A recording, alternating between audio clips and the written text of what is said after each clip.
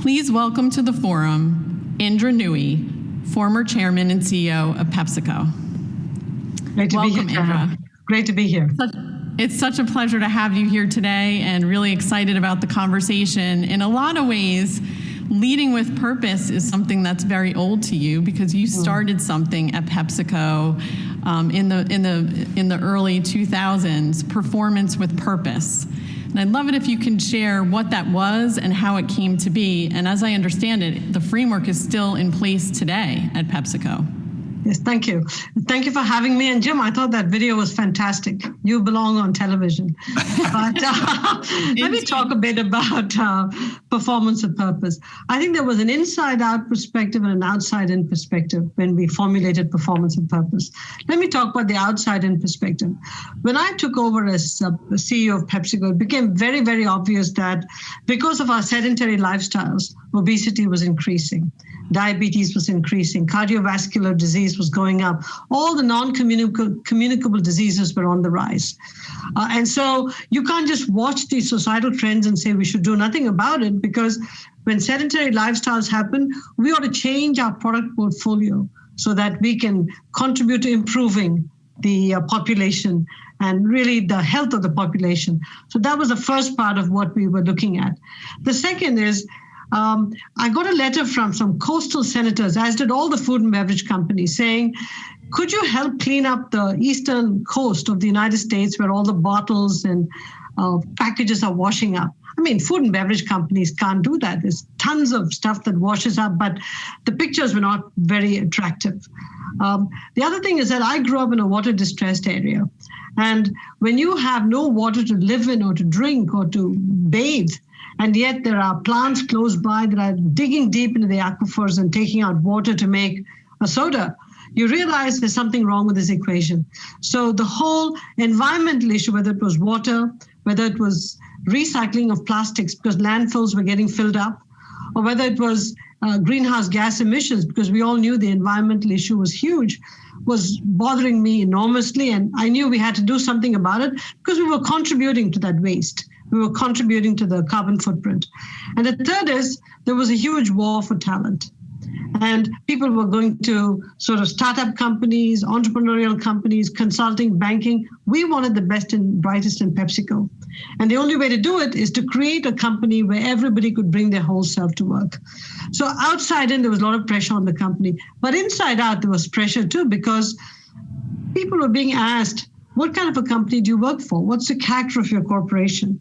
And our people didn't like to be told that they're working for a company that makes so-called junk food, even though we were not. That's the way they perceived us. And so we wanted people to be proud of working in PepsiCo.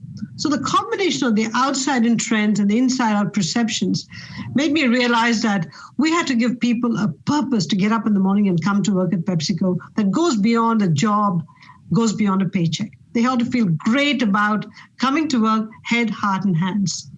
So performance of purpose was born, which is we're always going to perform well, but we're also going to change our product portfolio so that we reduce the bad and dial up the good. We're going to reduce the amount of environmental degradation that we contribute to. And we're going to make PepsiCo a great company to work in. And that was the coming together of performance and purpose. The great thing is, if you didn't deliver performance, you couldn't fund purpose.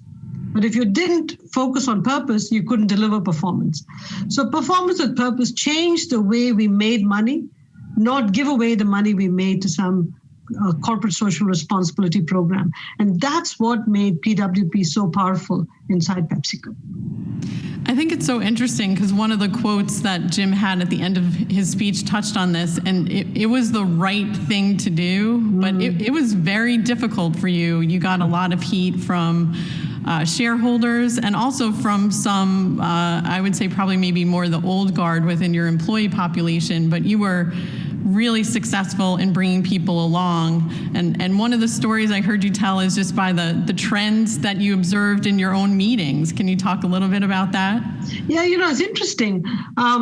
Within PepsiCo, everybody drank in the 90s. Regular Pepsi, regular Mountain Dew. That used to be in the meetings that we were holding, several bottles and cans of those.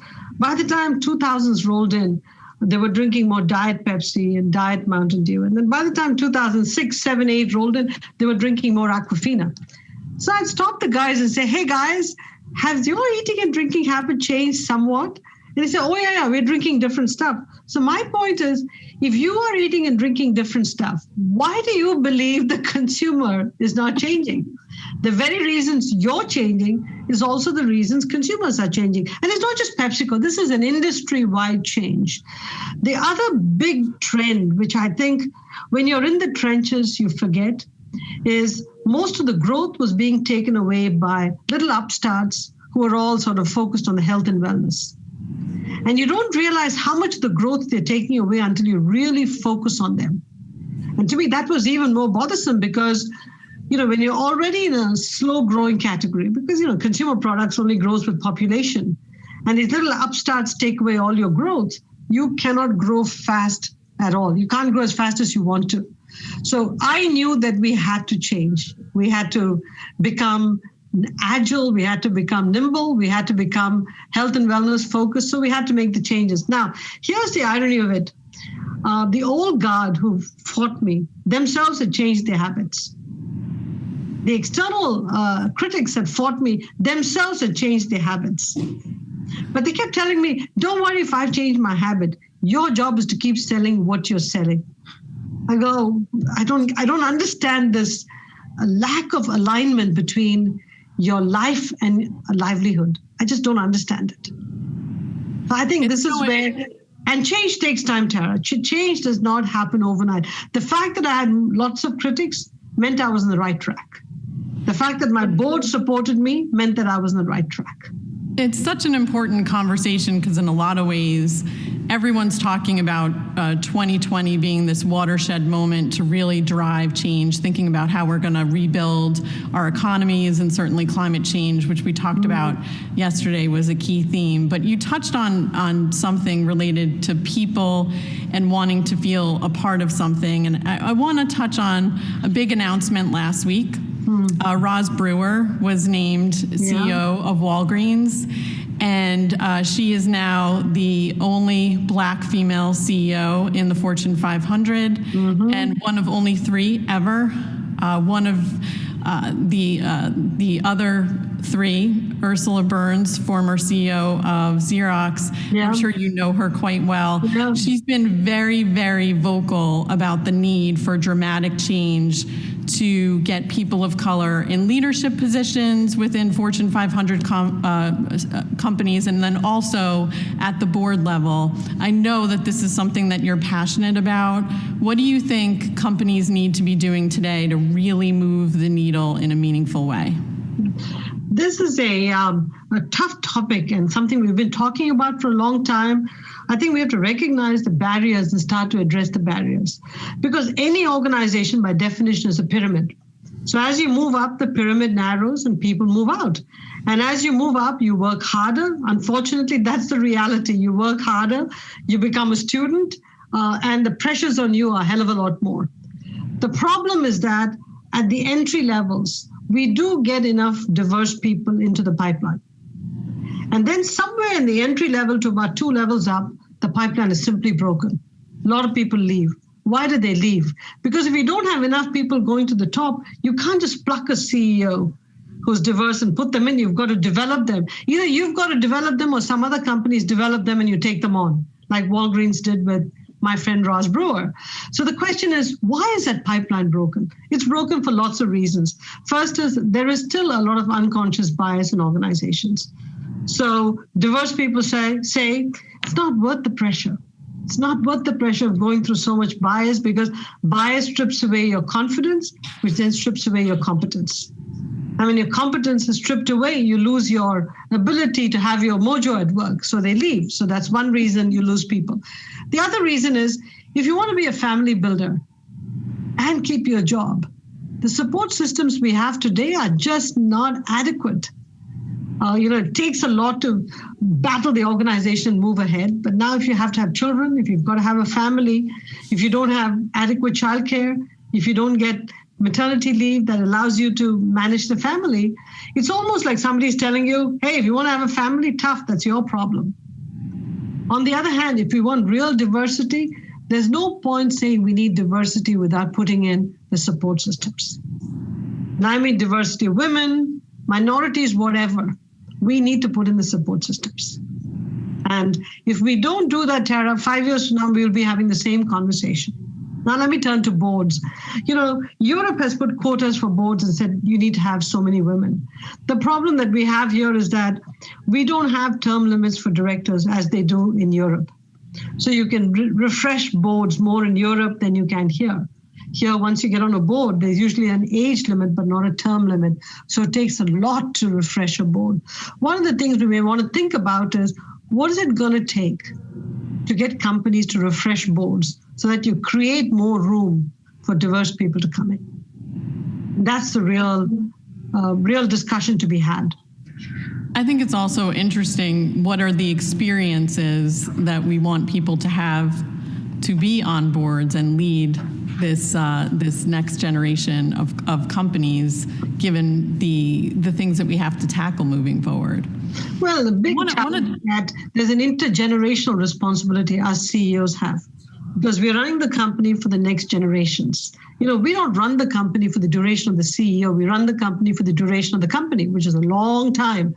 So we have an intergenerational responsibility. So we should also be thinking about diversity in terms of generational diversity on the board, which is a challenge. But we need to get people who can sort of represent the next generation and the current generation on the board, so our thinking can evolve over time.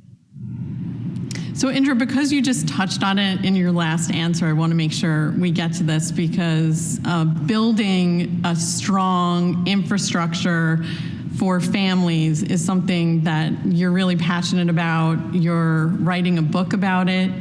Can you tell us a little bit about what you're trying to share with the world on building strong families? Because you've been so generous over the years with your rich personal stories about your own experience. I love the story of your daughter protesting a desk leaving an office because she had slept under it so much. And while we can all chuckle about that, there's many challenges that families are facing, and they were front and center certainly in 2020. So Tara, let me step back a little bit, and I'll share with you some statistics that are pretty spectacular. 70% of high school valedictorians in the country are women. More than 50% of the top grades out of all colleges are being gotten by women. Over 60% of the professional degrees are gotten by women. So you've got women today who are hungry, who are driven, who want to have economic and financial freedom. And they are, really amazing contributors to the economy. Okay? And if you look at the jobs of the future, women are going to play a big part in the jobs of the future. Whether it is caregiving, whether it's working in hospitals, you can't just robotize them. They're all going to need human connection. So I think we have to start off with the recognition and the acceptance and the deep sense of, we need women in the workforce because they're fantastic and because a lot of the jobs play to their strengths. If that's the case, how do we make sure we get all of them in the workforce at the same time encourage family building? Because, our replacement rate is 2.1 kids per family. We're running at 1.6 to 1.7. Okay, so we have a little gap in terms of what we need to do to keep the country growing, because that's the strength of the country. Our population grows at a certain rate. So if we're going to do that, we have to start thinking about the support systems to help families, not just have children, but to make them productive citizens into the country. Okay, so that's what I wanted to write about. I started writing a book on, which is all policy and wonky stuff, and my publisher said, if you don't inform the book with your story, nobody's going to buy this, because the challenge is to tell your story, not like a memoir or a tell-all, but to the lessons that you pull out of your life and why this subject is so personal to you. And what are you planning to do with it post PepsiCo? So this book is a lovely journey into my past, but really the lessons that I picked up from it, my PepsiCo years, and why I'm focused on this going forward. Thank you so much for that. And I just have one more question before we get to some questions. from the audience here. And we touched on boards. You are on the board of Amazon. And Amazon is many things, so many things. But one of the things that's been interesting about Amazon is they have been on this journey related to leading with purpose. They certainly, over the last 2 years, they've gotten a lot more serious about climate and the environment, and they've gotten more serious and paid attention to people. Given that you're on the board, and that's a very different perspective, how do you see the evolution of board members and pushing the leading with purpose agenda on these large companies like Amazon? Amazon is an amazing company. It's very consumer-centric, customer-centric. And I don't think many of us could have survived COVID without Amazon. Okay. But as with all environmental issues, I'd say sort of there's a push and a pull. Let me talk about both sides. One is, what can Amazon do to reduce its environmental footprint? And within Amazon, all the way from Jeff Bezos is very personal. I mean, his personal investments are all, a big chunk of it is going towards the environment. It's doing a lot in terms of its truck fleet. How can it go to electric, and how can it really figure out how to reduce the carbon footprint from the trucks? And there's plenty of initiatives on Amazon on how to address the brown box. Okay, so that's the push part. Now let me talk about the pull part. I think in every business where there is an environmental issue, consumers have to play a role also. When I was growing up, the maximum amount of waste in our family in 1 week was maybe that much organic waste. Everything was reused. Everything. If you open our cupboard, we didn't have special containers to store all our spices. We used, all of the coffee containers, the other containers that we got in plastic or glass, and we filled it in. We didn't care about aesthetics. We cared about recycling. All right. Now we've lost our touch with this traditional way of thinking about reuse everything. And so consumers have to change how they buy. Rather than order one item at a time, why not group 5 items and buy it together so you get a full box? Do you need to have it within the same day? Really? So I think this whole thing is about, has our convenience, I got to have it now culture trumped any sensibility when it comes to the environment? I think this whole issue is about a push and a pull. I think knowing Amazon, they will work on the push. The question is, are we as consumers willing to work on the pull? And I would say I myself make mistakes. So we have to work on the pull also. I think that's so important. We talk about that a lot. What is the personal responsibility? What's the role of government? And what's the role of a corporation? It's all interconnected, and we all need to play our part. So we're getting a ton of questions from the audience, as you can imagine, and we wish we could ask all of them. But here's one for you. We have, what is the link, from your perspective, between sustainability and the need for good talent? Actually, I'll give you an example of what happened at PepsiCo. Once we articulated performance with purpose, the number of people that signed up to interview at PepsiCo, we couldn't control it in one conference room, in one big auditorium. We had to have overflow rooms, because all of a sudden young people who feel strongly about the future of the world and the future that they're going to inherit are now saying, is the boomer generation really handing us a company or handing us a future that we can live with? So I think that the more purpose-driven companies, the more companies with the soul, companies with the character are going to attract more of the best and the brightest. I think there was a time when banking, consulting, the high-paying companies were sort of the in thing. Now I'm seeing that people want to go to startups. Of course they want to make a buck, don't get me wrong, but they want to do something that changes the world for the better. They want to work for traditional companies where the business model is changing for the better. So I actually think without a deep sense of purpose and without articulating it in a way that makes sense, we're not going to get the best and the brightest. And without them, we won't be able to be successful. Any company. I love that. Companies with the soul. Companies with the soul. We should all remember that. Yeah. So we have one final question, and I know you know, Indra, that Jim is on. So Jim Fish would love to ask you a question. Jim? Sure. Thanks, Tara. Hi, Indra. Thanks so much for joining us. This is great. It's great to see you.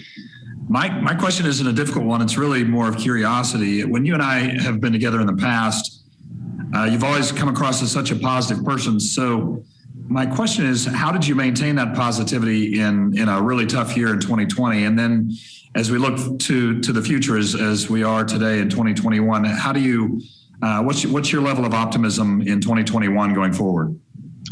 2020 was a tough year for all of us because, COVID was the first time 3/4 of the world went into lockdown simultaneously. I've never seen so much of a country like the United States.